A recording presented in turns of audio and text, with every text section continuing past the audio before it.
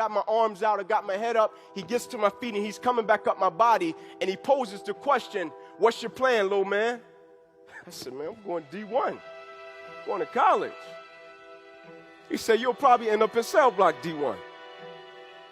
And he went to walk off. I walked with him. I tapped his arm. He turned around. I said, "You got the wrong guy." He said, "No, I know about you." Sarcasm kicks in. He said, "Didn't you have two uncles that came to the same school?" I said, "Yes, sir." He said, "Weren't they little athletes just like you? Like people talked about them and how they could play sports and all that?" I said, "Yes, sir." He said, "Aren't they serving 13 and 40 years at the federal penitentiary, not even 10 minutes away from these front doors?" I said, "Yes, sir." He said, "Absolutely. Apple doesn't fall far from the tree. You'll probably end up in cell block D1. Walked off. I walked with him. I tapped his chest.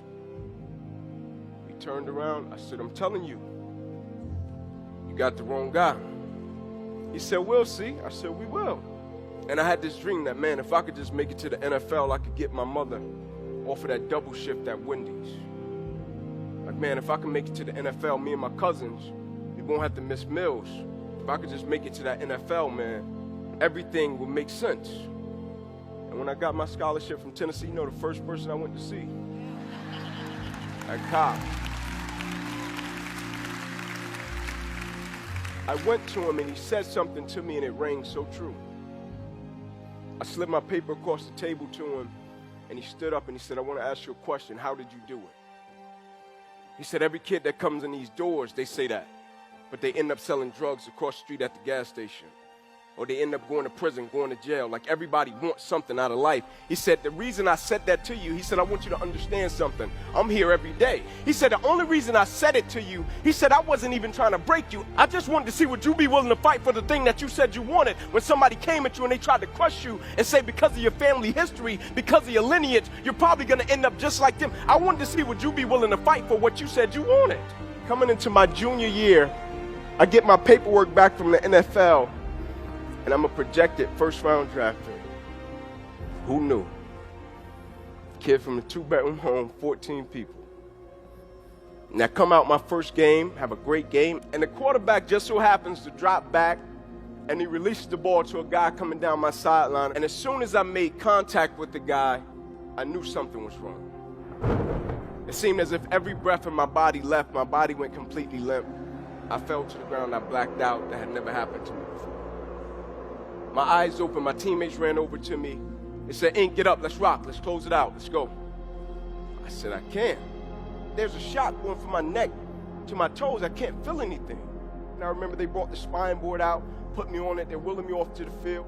Doctors came running from the opposite side, and the lead doctor says, "Guys, get in here, we gotta rush this kid back to emergency surgery, he's about to die. You ruptured a subclavian artery in your chest, you're bleeding internally. We don't take you back and perform surgery right now." He said, "You won't be here in the morning." And the game of football on my skull of life was that big.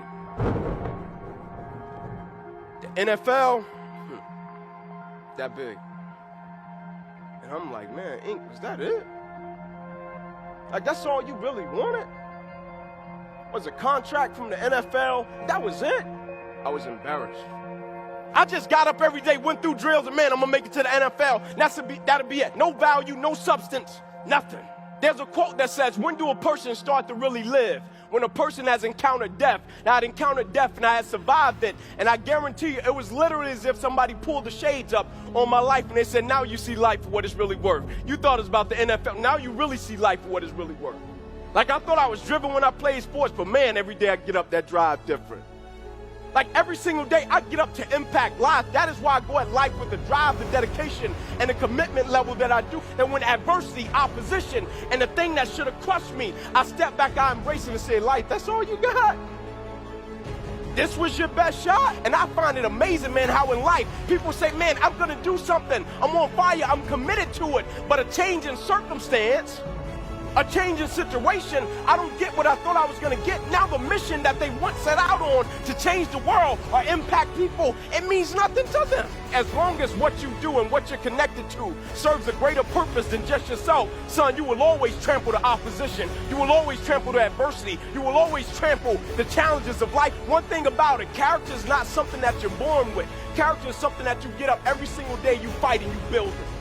And every single day, the process is happening constantly in life through opposition, through adversity, and through challenges. At the end of the day, it's about who we become, and it's about what we give. Go get it.